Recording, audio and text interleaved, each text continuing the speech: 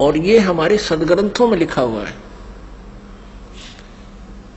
अब आप जी को डिटेल से दिखाते हैं। इसी श्रीमद् देवी भागवत को ही पुनः दिखाते हैं पूरी डिटेल से। ये देखिएगा, ये वही श्रीमद् देवी भागवत है, गीता प्रेस गोरखपुर से प्रकाशित है। ये है श्रीमद् देवी भागवत, तीसरा स्कंद यहां प्रारंभ होता है। पृष्ठ 113 है, पृष्ठ 113 है।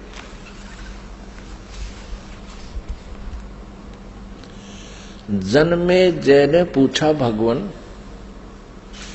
आपने अंबा यज्ञ अर्थात परम पवित्र नवरात्र व्रत के करके उसके द्वारा देवी के आराधन करने की आज्ञा दी है। अतः वे कौन देवी हैं, कैसे और कब प्रकट हुई, उनके पधारने का क्या उद्देश्य था है तथा वे किन गुणों से विभूषित हैं। अंबा यज्ञ किस प्रकार होता है। आगे आगे ब्रह्मन साथ ही विस्तार पूर्वक ब्रह्मांड की उत्पत्ति भी कही है, क्योंकि भूदेव ब्रह्मांड के विषय में जो कुछ कहा गया है तथा वह जैसा जो है, ये सभी बातें आप जानते हैं। व्यास जी से पूछ रहे हैं, जन्मेजय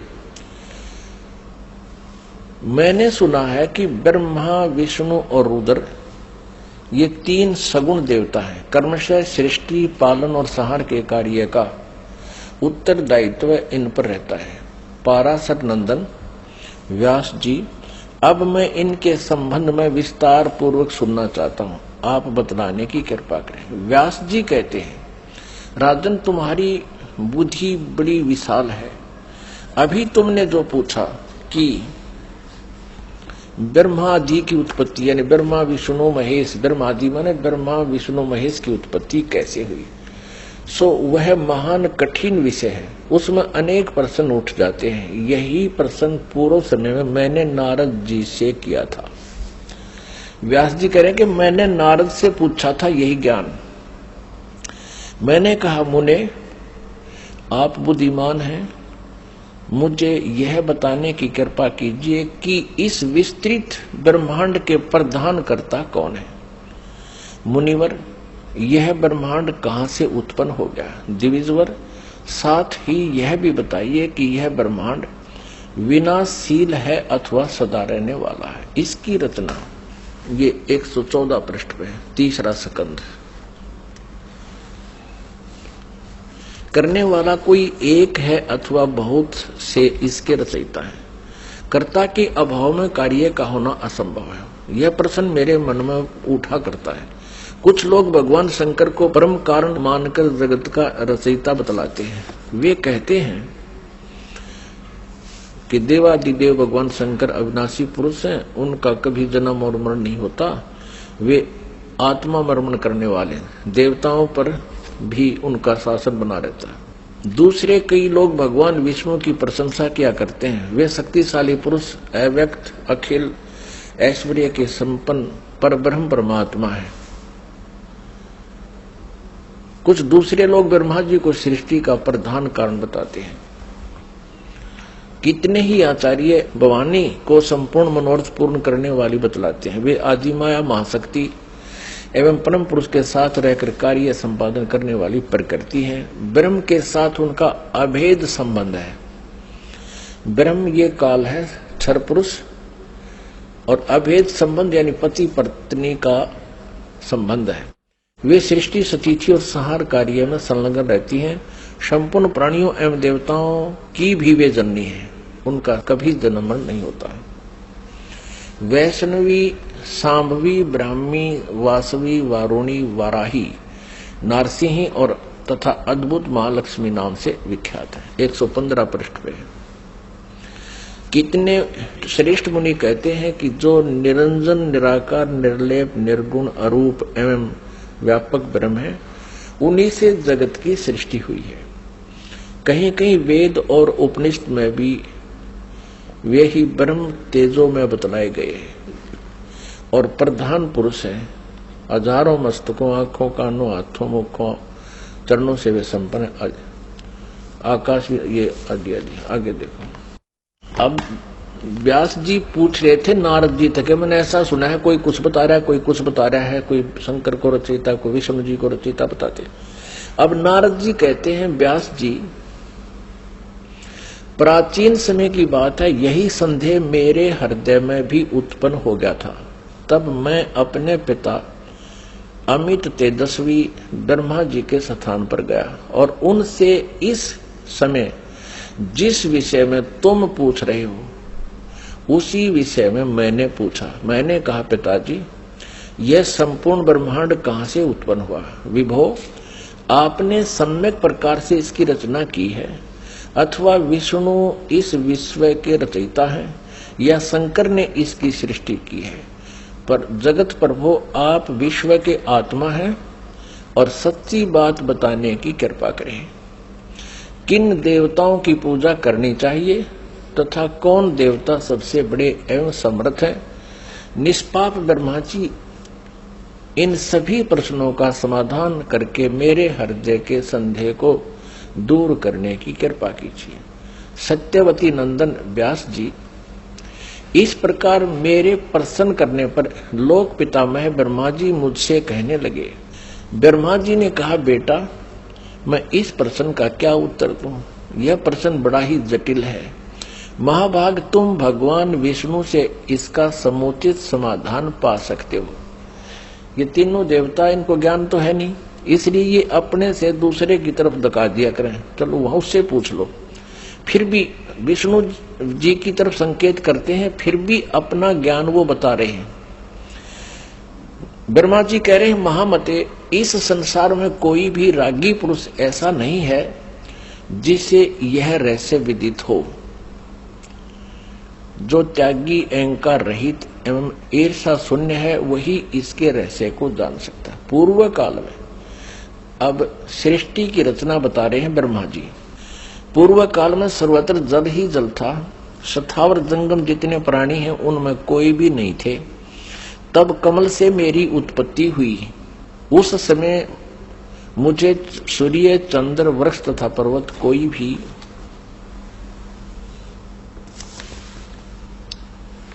116 पृष्ठ में 3रा स्कंध देवी भागवत का दिखाई नहीं पड़े। मैं कमल की कणिका पर बैठकर विचार करने लगा, इस अगाध जल में मैं कैसे उत्पन्न हो गया, कौन मेरा रक्षक है तथा इस प्रलय काल में सृष्टि एवं संहार करने वाले कौन विशिष्ट पुरुष हैं। कहीं भी स्पष्ट रूप से भूमि भी नहीं दिखती जिस पर यह जल टिका हुआ है। यह कमल कैसे उत्पन्न हुआ, यों विचार करके मैं जल में उतरा। ब्रह्मा जी कह रहे हैं, 1000 वर्ष तक पृथ्वी का अन्वेषण करता रहा, यानी खोज करता रहा। इस पर भी मुझे उस जल का कहीं और छोर नहीं मिला। इतने में आकाशवाणी हुई, तप करो तप करो। तब मैंने तपस्या आरंभ कर दी। कमल पर बैठे ही 1000 वर्ष तक मैं तप करता रहा। फिर उसी समय सृष्टि करो, ऐसी आकाशवाणी सुनाई पड़ी। उसे सुनकर मैं बड़े आश्चर्य में पड़ गया। सोचा कि किसकी सृष्टि करूं अथवा मेरा क्या कर्तव्य है। उसी समय मधु और कैटब नाम के 2 भयंकर दानव राक्षस सामने आ गए। वे उस महावर्ण में मुझसे युद्ध करने की इच्छा प्रकट करने लगे। मैं उनसे भयभीत हो उठा। तब कमल का डंठल पकड़कर जल में उतरा। वहां मुझे एक परम अद्भुत पुरुष के दर्शन मिले। उनका श्री विग्रह माने शरीर मेघ के समान श्याम था, बादलों की तरह, काले बादलों की तरह। वे पीतांबर पहने थे, 4 भुजाएं थी, शेष नाग की सैया पर सोए थे।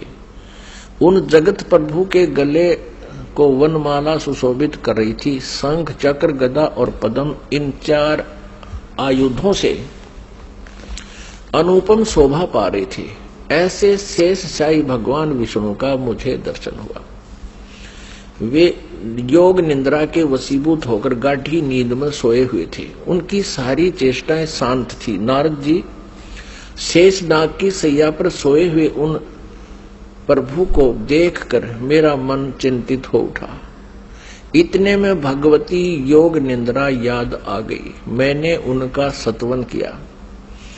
तब वे कल्याणमयी भगवती श्री विष्णु जी के विग्रह से निकलकर, विग्रह माने शरीर से, श्री विष्णु जी के शरीर से निकलकर अत्यंत रूप धारण करके आकाश में विराजमान हो गई।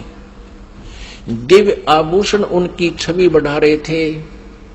जब योग निद्रा भगवान विष्णु के शरीर से अलग होकर आकाश में विराजने लगी, तब तुरंत ही श्री हरि उठ बैठे। अपने आत्माओं, जैसा आज आपको सृष्टि रचना में पहले बताया था, वर्बली दास ने बताया था, जो परमात्मा ने हमें बता रखा था, कबीर साहब ने ये कहा था कि दुर्गा ब्रह्मा जी, विष्णु जी और शिव जी की माता है, श्री देवी, और ये काल ज्योति निरंजन इनका पिता है। ये क्या करते हैं, इन तीनों बच्चों की उत्पत्ति करते हैं। ये काल यानी ब्रह्म, सर्वपुरुष भी कहते हैं इसको, सर्वब्रह्म भी कहते हैं। सर्वब्रह्म और ये दुर्गा जी, इन दोनों के पति पत्नी व्यवहार से श्री ब्रह्मा जी, श्री विष्णु जी, श्री शिव जी की उत्पत्ति होती है, जन्म होता है। और ये क्या करते हैं, इनको बाल्यावस्था से ही कोमा में कर देते, अचेत कर देते और उनकी परवरिश जारी करते हैं। जब ये युवा होते हैं तो इनको सचेत कर देते। अब ये दुर्गा अन्य रूप धारण करके प्रेतवत, प्रेतनी की तरह विष्णु जी के शरीर में प्रवेश करके इनको बेहोश किए हुए थी। ऐसे ही ब्रह्मा जी को ये कमल के फूल पर रख दिया और तब तक ये अचेत था, कोमा में डाल रखा था। ये खुद कहता मुझे पता नहीं मैं कमल के फूल पर कहां से उत्पन्न हो गया, मेरा कौन जनक है। अब नीचे उतरा तो देखा विष्णु जी बेहोश पड़े थे वो,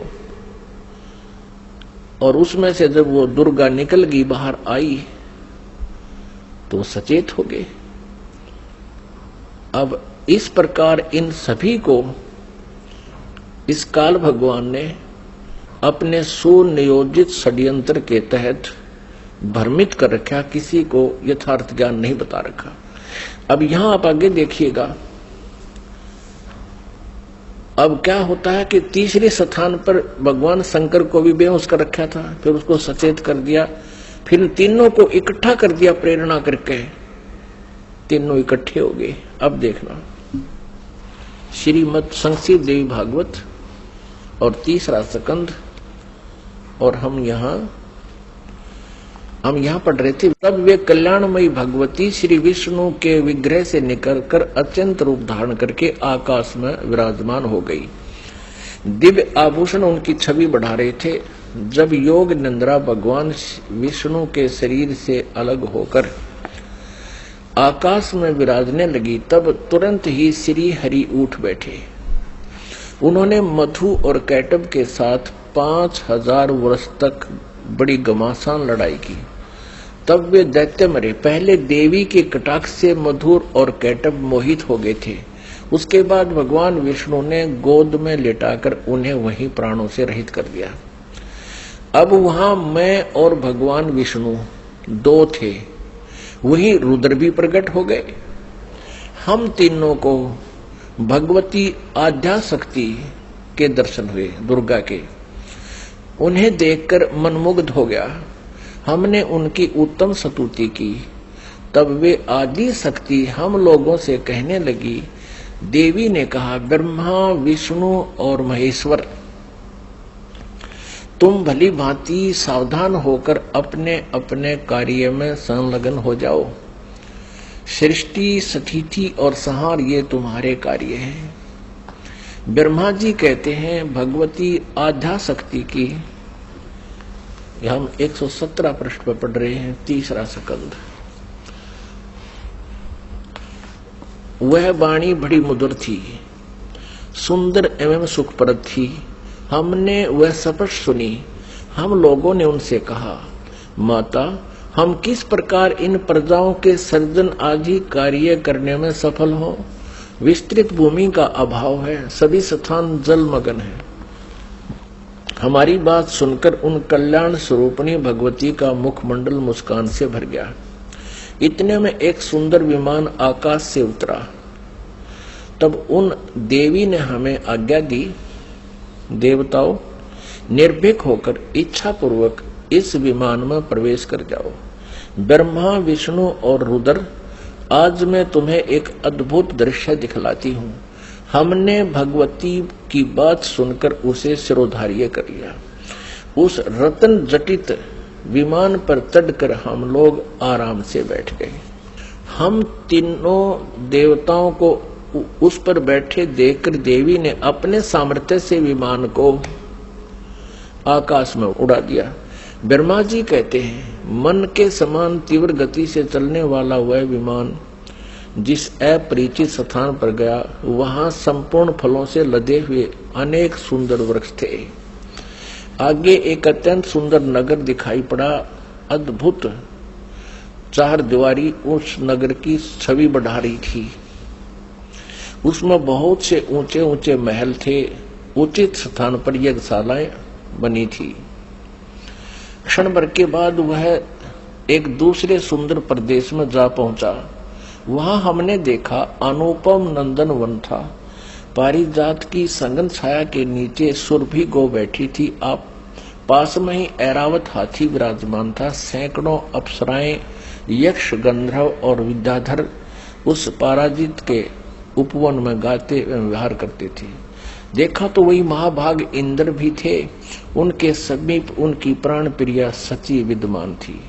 उस स्वर्ग के दृश्य को देखकर हम 118 पृष्ठ में आश्चर्यचकित हो गए। आगे देखना। इतने में हमारा विमान तेजी से चल पड़ा और वह दिव्य धाम ब्रह्मलोक में जा पहुंचा। संपूर्ण देवता उस नगर के सामने मस्तक झुकाया करते थे। वहां एक दूसरे ब्रह्मा विराजमान थे। उन्हें देखकर भगवान शंकर और विष्णु को बड़ा आश्चर्य हुआ। सभा लगी थी। भगवान शंकर और विष्णु ने मुझसे पूछा, चतुरानन, ये अविनाशी ब्रह्मा कौन है?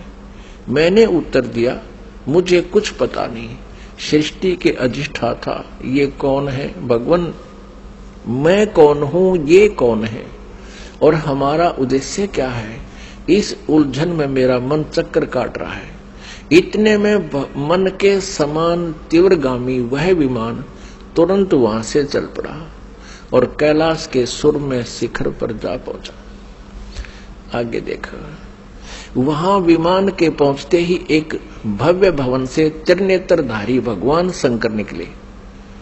वे नंदी वृषभ पर बैठे थे। उनके 5 मुख थे, 10 भुजाएं थी। मस्तक पर चंद्रमा सुशोभित हो रहा था। क्षण भर के बाद वह विमान उस शिखर से भी पवन के समान तेज चाल से उड़ा और बैकुंठ लोक में पहुंच गया। वह भगवती लक्ष्मी का विलास भवन था। बेटा नारद, वहां मैंने जो संपत्ति देखी उसका वर्णन करना मेरे लिए असंभव है। उस उत्तम पुरी को देखकर विष्णु का मन आश्चर्य के समुद्र में गोता खाने लगा। एक विष्णु तो विमान में बैठा है, एक ब्रह्मा बैठा है, एक शंकर बैठा है और एक के ओर देखे तो वहां कमल लोचन श्री हरि विराजमान थे। अलसी के फूल के समान उनके श्री विग्रह की कांति थी। पीतांबर पहने थे, 4 भुजाएं थी। वे पक्षी राज गरुड़ पर विराजमान थे। दिव्य आभूषणों से उनकी अनुपम शोभा हो रही थी। प्राण प्रिया लक्ष्मी जी चंवर डुला रही थी। उन सनातन श्री हरि की झांकी पाकर हम सभी भौचक्के से रह गए। एक दूसरे को देखते हुए हम विमान में एक उत्तम आसन पर बैठे रहे। इतने में ही पवन से बातें करता हुआ वह विमान तुरंत उड़ गया। आगे अमृत के समान मीठे जल वाला समुद्र था। उसका जल बड़ा ही मधुर था। पुण्यात्मा, परमेश्वर कबीर देव जी ने अपने द्वारा रची हुई सृष्टि की रचना का जो ज्ञान दिया है उसमें बहुत ही विस्तार से बताया है। अब ये श्री ब्रह्मा जी, विष्णु जी, शिव जी विमान में बैठे हैं। दुर्गा ने इनको आकाश में उड़ा दिया विमान को। ये जहां पहुंचे वहां ब्रह्मा जी विराजमान थे और एक ब्रह्मा जी बैठा विमान में और एक सामने बैठा वहां उस ब्रह्मा के लोक में। और फिर वहां देखा तो ब्रह्मा जी के विष्णु और शिव जी पूछते हैं कि ये दूसरा ब्रह्मा कौन है। ब्रह्मा जी, विमान वाले ब्रह्मा जी कहते मुझे नहीं मालूम ये कौन है, हम कौन है, कहां से उत्पन्न हो गए, हमारा क्या उद्देश्य। तो ये कौन था? इस काल ने, जैसे आपको सृष्टि रचना के प्रारंभ में बताया था, इसने एक ब्रह्मांड के टॉप मोस्ट प्लेस पे, शिखर सुन में यानी चोटी पे 3 स्थान बना रखे हैं। आपको एक चित्र दिखाते हैं ब्रह्मांड का, इससे आसानी से समझ में आओगी। देखिएगा, एक ब्रह्मांड का लघु चित्र, ये देखिएगा, ये एक अंडे जैसी शेप है, इसकी अंडे जैसा आकार है, इसको एलिप्टिकल इसका जो है ना शेप है, आकार है। अब ये देखिएगा, नीचे से शुरू करते हैं। सबसे नीचे ये पाताल लोक, तलातल, रसातल, सूतल, अतल, महातल, तलातल और वितल। ये है पृथ्वी लोक। ये शिव का लोक, शिवपुरी जिसे कहते हैं, ब्रह्मा जी का लोक ब्रह्मापुरी, विष्णु जी का लोक विष्णुपुरी। अब ये जो क्षेत्र है, और ये है कॉमन स्वर्ग और नरक, और ये है धर्मराय का लोक, यानी यहाँ का न्यायाधीश बना रखा है इस काल ने, ये जहाँ सबका अकाउंट होता है। और ये जो स्थान है ये ब्रह्मलोक है सारा। ये स्थान जो है इसको ब्रह्मलोक कहते हैं। एक ये स्वर्ग है, इसमें भी एक इंद्र हो रहता है, ये इंद्र अलग है और इसलिए इसको महा इंद्र कहा है।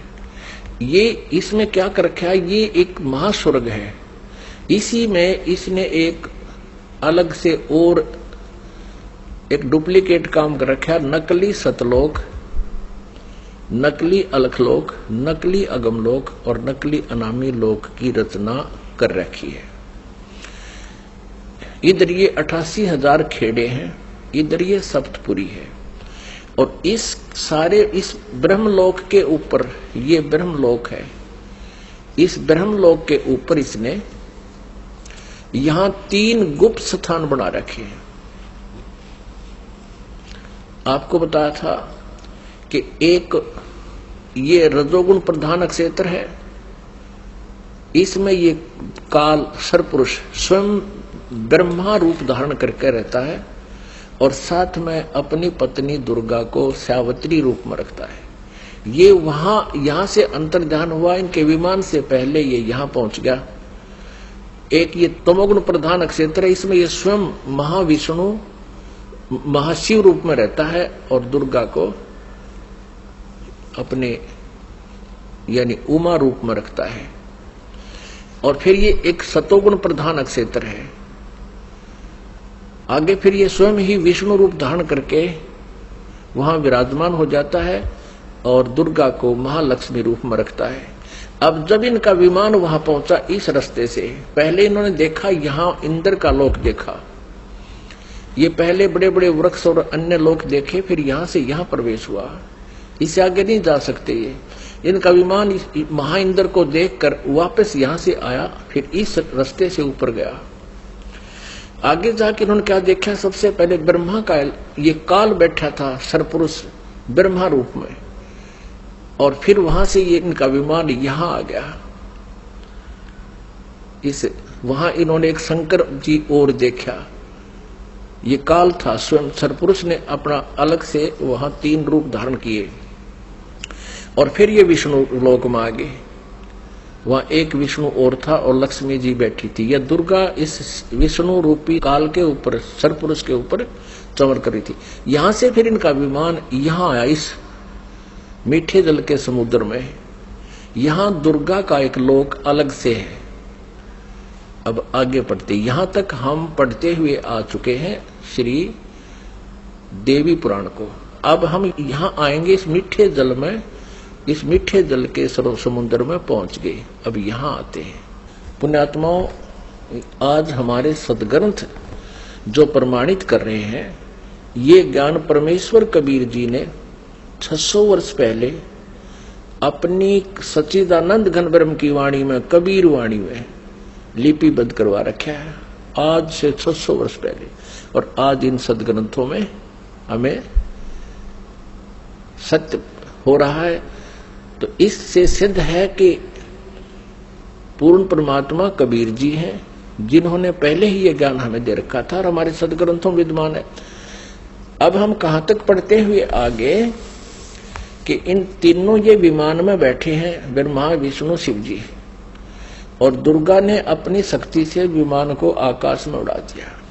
पहले वो पहुंचे ब्रह्मा जी के लोक में, वह इस काल के उस स्थान पर पहुंचे जो रजोगुण प्रधान है। वहां यह स्वयं ही सरपुरुष यानी काल ब्रह्म स्वयं ही ब्रह्मा रूप धारण करके विराजमान था। आगे फिर गए तो इस शंकर रूप में विराजमान था, आगे गए तो विष्णु रूप में विराजमान था।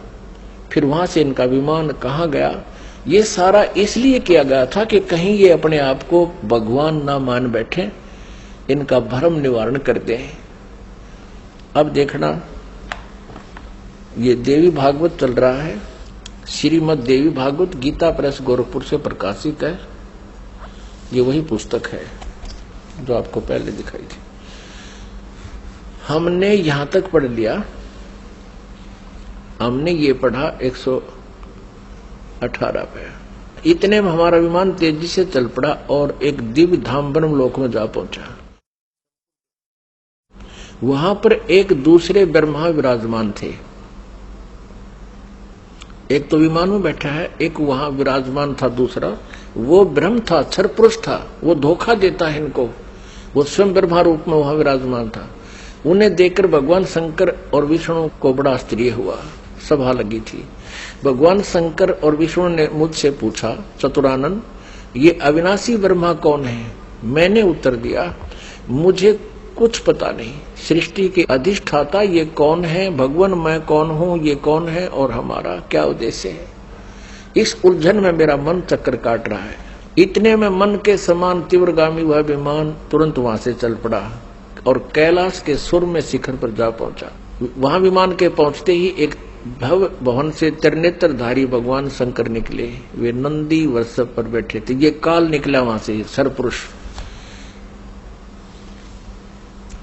और फिर वहां से क्षण भर के बाद वह विमान उस शिखर से भी पवन के समान तेज चाल से उड़ा और वैकुंठ लोक में पहुंच गया।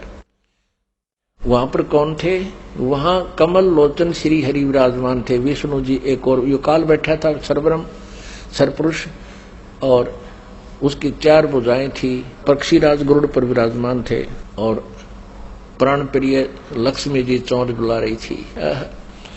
अब हम यहाँ आते हैं, नीचे देखते हैं। इतने में पवन से बातें करता हुआ वह विमान तुरंत उड़ गया।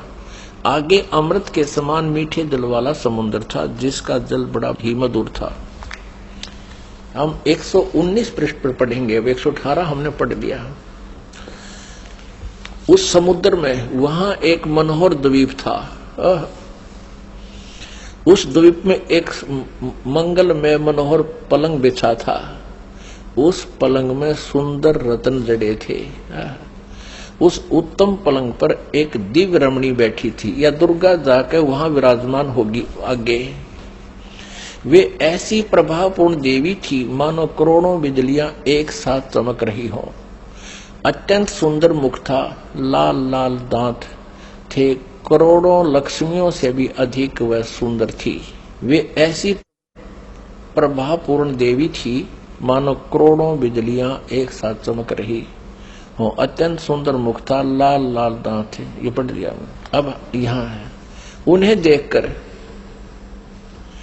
उन्हें देखकर हम सभी महान आश्चर्य में पड़ गए। कुछ समय तक हम वहीं ठहरे रहे, आपस में कहने लगे, ये सुंदरी कौन है और इसका क्या नाम है? हम इसके विषय में बिल्कुल अनभिज्ञ हैं। इसके हजारों नेत्र, हजारों हाथ, हजारों मुख, हैं। दूर से देखने पर ही वे कितनी सुंदर प्रतीत हो रही हैं। ये न कोई अप्सरा है, न कोई गंधर्व कन्या और न देव कन्या। नारद, यूं संदेहग्रस्त होकर हम लोग वहां रुके रहे। तब भगवान विष्णु ने उन चारों साहिनी भगवती को देखकर विवेक पूर्वक निश्चय कर लिया कि ये भगवती जगदम्बिका हैं। तब उन्होंने कहा कि ये भगवती हम सब की आदि कारण है। महाविद्या और मां माया इनके नाम है। ये पूर्ण प्रकृति है। अपने आत्माओं, विष्णु जी कह रहे हैं, क्योंकि विष्णु जी की बुद्धि खोल दी काल ने। अब हम 120 पृष्ठ पर पढ़ेंगे। संक्षिप्त देवी भागवत गीता प्रेस गोरखपुर से प्रकाशित है।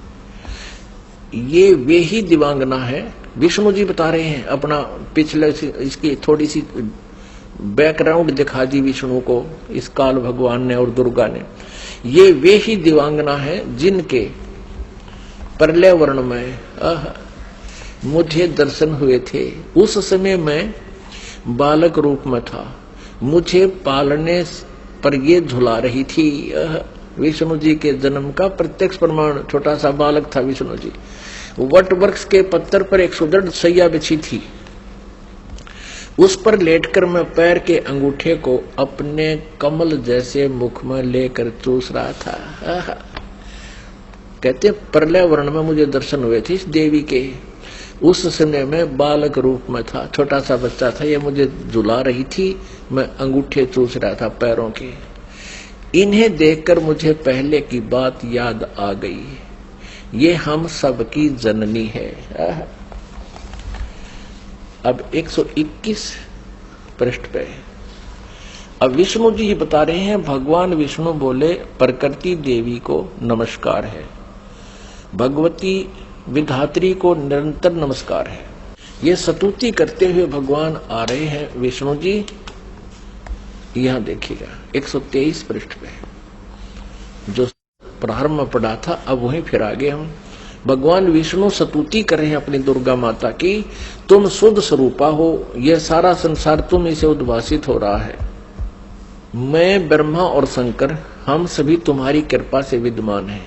हमारा आविर्भाव यानी जन्म और तिरोभाव माने मृत्यु हुआ करता है। केवल तुम ही नित्य हो, जगत जननी हो, प्रकृति और सनातनी देवी हो। भगवान शंकर बोले, देवी यदि महाभाग विष्णु तुम्ही से प्रकट हुए हैं तो उनके बाद उत्पन्न होने वाले ब्रह्मा भी तुम्हारे बालक हुए हैं। फिर मैं तमोगुणी लीला करने वाला शंकर क्या तुम्हारी संतान नहीं हुआ? अर्थात मुझे भी उत्पन्न करने वाली तुम ही हो। शिवे, संपूर्ण संसार की सृष्टि करने में तुम बड़ी चतुर हो। इस संसार की सृष्टि, स्थिति और संहार में तुम्हारे गुण सदा समर्थ हैं। उन्हीं तीनों गुणों से उत्पन्न हम ब्रह्मा, विष्णु एवं शंकर नियमानुसार कार्य में तत्पर रहते हैं। अब पुण्यात्माओं, आप जी ने अपने सदग्रंथों को स्वयं पढ़ लिया और ये अभी तक पवित्र हिंदू धर्म के गुरुजन, ये आचार्य मंडलेश्वर, महामंडलेश्वर, गीता मनीषी, गीता के मर्मज ज्ञाता, वेदों के ज्ञाता, पुराणों के ज्ञाता कहलाते थे। इन्होंने कह का भी पता नहीं था। ये अज्ञानी हैं जो आज तक हमारे भगवानों यानी जिनको हम समर्थ मान रहे थे, अजरो अमर सुना करते थे, इनसे ये नहीं बता सके कि इनकी सतीथि क्या है, जबकि इनकी जीवनी बता रही है महापुरुषों की कि इनकी ये सतीथि है। अपने आत्माओं, जैसा कि आपको सृष्टि रचना के प्रारंभ में जब कथा शुरू करी थी बताया था कि काल भगवान ने, इस क्षर पुरुष ने, जो ब्रह्मा विष्णु महेश के पिताजी हैं, दुर्गा जी के पति हैं, जो श्री देवी के पति हैं और ब्रह्मा विष्णु महेश के पिता हैं, इसने ये कहा था दुर्गा से कि मेरा भेद किसी को मत बताना। इसको बहुत सख्त शक्ति से कहा था, तो देवी ने उसी उद्देश्य से ब्रह्मा विष्णु महेश को इस क्षर पुरुष का ज्ञान नहीं दिया। अब दुर्गा से इसने कहा था कि मेरा भेद किसी को नहीं देना। इसी प्रकार दुर्गा ने इनको कोई उस भेद नहीं दिया ब्रह्म का, फिर भी सच्चाई छुप नहीं सकी।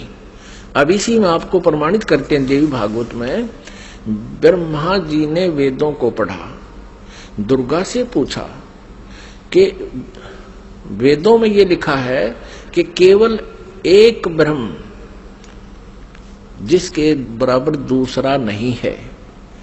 ब्रह्म माने परमात्मा भी होता है, वो ब्रह्म माने भगवान होता है, वो एक ही परमात्मा पूजा के योग्य है। तो वो क्या आप ही हो क्या? ब्रह्मा ने पूछा क्या वो आप ही हो? दुर्गा से कहती। अब दुर्गा क्या उत्तर देती है देखिएगा। हम श्रीमद देवी भागवत यानी दुर्गा पुराण देवी पुराण को पढ़ रहे हैं, जो गीता प्रेस गोरखपुर से प्रकाशित है। इसके तीसरे स्कंद में पृष्ठ नंबर 125 पर हम पढ़ रहे हैं। 123 तक हमने पढ़ लिया।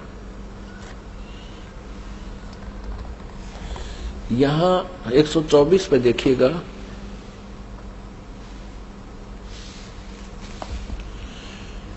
ब्रह्मा जी कहते हैं अद्भुत तेजस्वी भगवान शंकर के यूं स्तुति करने पर भगवती जगदम्बिका ने अपने बात बताई। अब यहाँ ब्रह्मा जी पूछ रहे हैं, ब्रह्मा जी का प्रकरण चल रहा है। ये 125 पृष्ठ पे हम पढ़ रहे हैं तीसरे स्कंद में।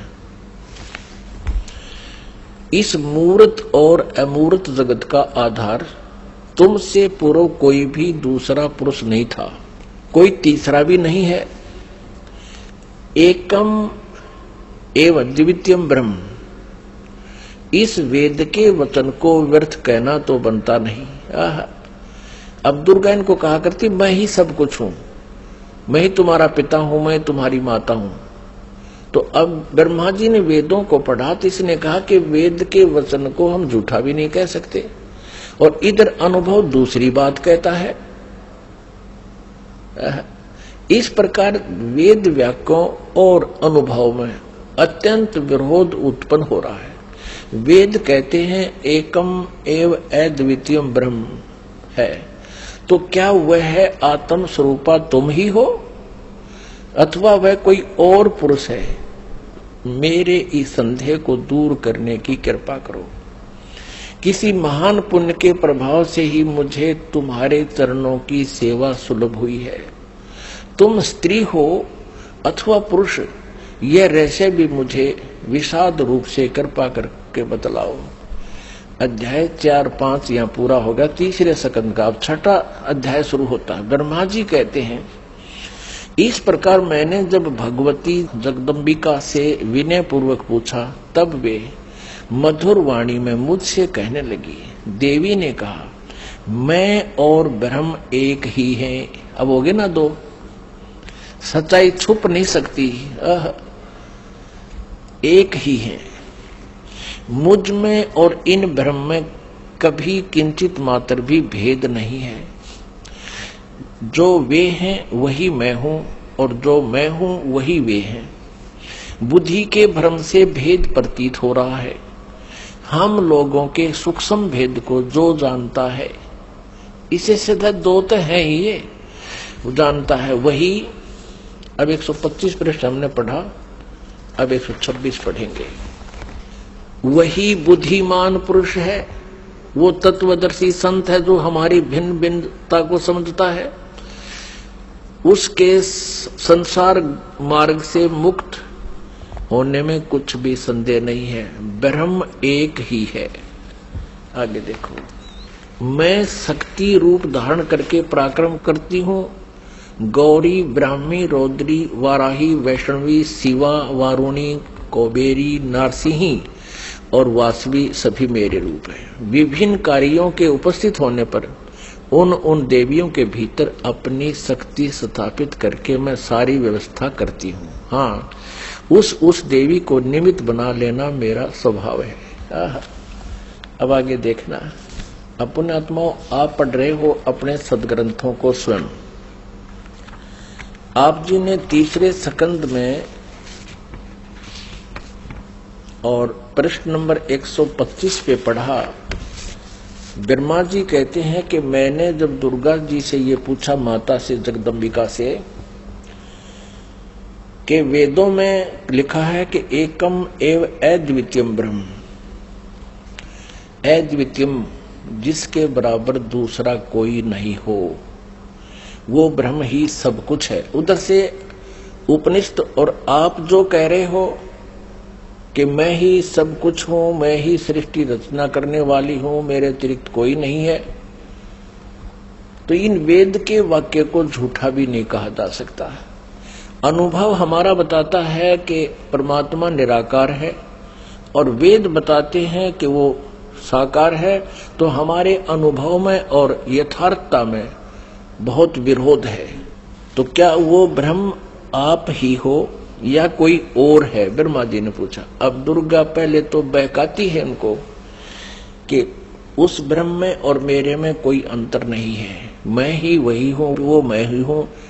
हम दोनों का सूक्ष्म भेद जो जानता है वो परम पुरुष है, विद्वान पुरुष है, तत्वदर्शी है। आगे फिर देखना 129 पृष्ठ पे है, बिल्कुल स्पष्ट हो जाता है। देखिएगा, हम तीसरा स्कंद पढ़ रहे हैं, संक्षिप्त देवी भागवत का, पृष्ठ नंबर 129 पर है। यहां देखिएगा, यो सृष्टि कर्म मैंने संक्षेप में तुम्हें बतला दिया। यह देवी कह रही है, दुर्गा बता रही है।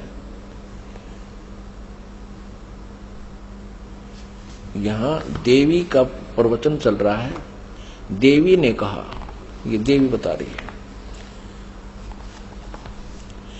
यो 129 पृष्ठ पे, यो सृष्टि कर्म मैंने संक्षेप में तुम्हें बतला दिया। महानुभाव देवताओं, ब्रह्मा, विष्णु और शिव को दुर्गा कह रही है, अब मेरा कार्य सिद्ध करने के लिए विमान पर बैठकर तुम लोग शीघ्र पधारो, जाओ। कोई कठिन कार्य उपस्थित होने पर जब तुम मुझे स्मरण करोगे तब मैं सामने आ जाऊंगी। देवताओं, मेरा और सनातन परमात्मा का ध्यान तुम्हें सदा करते रहना चाहिए। अब यहां ये दो हो गए, तब तो कह रही थी मैं ही सब कुछ हूं, और अब ये कह रही है दो, मेरा और ये दुर्गा ब्रह्म को ही सनातन परमात्मा बता रही है। हम दोनों का, आगे दो, हम दोनों का स्मरण करते रहोगे तो तुम्हारे कार्य सिद्ध होने में किंचित मात्र भी संदेह नहीं रहेगा। ब्रह्मा जी कहते हैं, इस प्रकार कहकर भगवती जगदम्बिका ने हमें विदा कर दिया।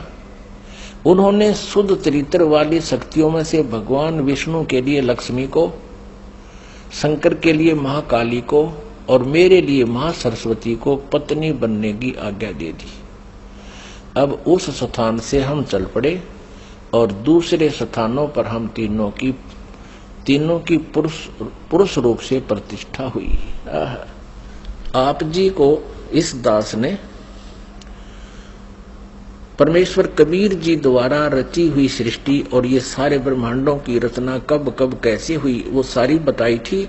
इस दास ने आपको मौखिक सुनाया था, वर्बली सुनाई थी, और आज इन सदग्रंथों ने, हमारे शास्त्रों ने प्रमाणित कर दिया कि जो 600 वर्ष पहले परमेश्वर कबीर जी ने हमें ज्ञान दिया था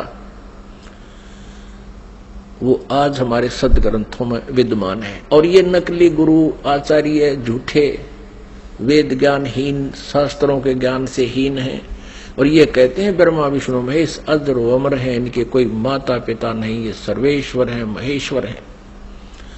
अब ये तो कंसेप्ट क्लियर हो गया दुर्गा का कि दुर्गा इनकी माता है, फाइनल हो गया। और तीनों का विवाह कर दिया दुर्गा ने, अपने ही 3 रूप बना करके। ये खुद कहती है कि मैं एक से अनेक हो जाती है ये देवी, और 3 रूप धारण करके इसने तीनों पुत्रों का विवाह कर दिया।